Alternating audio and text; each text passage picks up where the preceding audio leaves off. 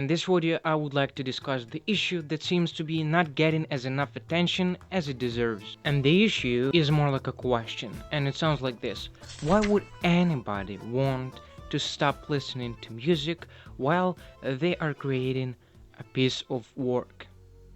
And I do think that this is up to each writer to figure out for himself or herself how to incorporate the use of music in their work. But what if listening to music while you are creating makes one of the greatest problem that stands for you on the way to figuring out how good your work actually is? This is true that for some people, listening to music while they are creating may trigger some mysteriously fantastic ways of moving forward with their work.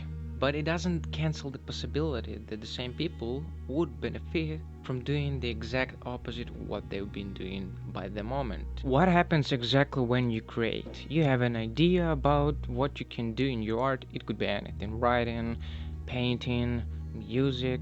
It could be anything you want. You want to create it, and at some point you, as it is part of the process, come to the stage where you have to estimate how good your work is. How do you know how good your work is? You could go to some already well established objective ways of measuring the greatness of your work, but at some point those measurements do not work for you anymore, because as it should be, we all aim at being original, and at some point the only person who can say how good your work is you. But you have to be truthful. You have to look at your work and say, this place is alright, this place isn't that well formed, because you do not want to make wrong analysis conclusion, and you do not want to give wrong prescription. If the work that you did makes you feel good, that means you are getting closer to your goal. And if your work makes you feel bad, that means you're getting farther from your goal. And the goal, as it usually is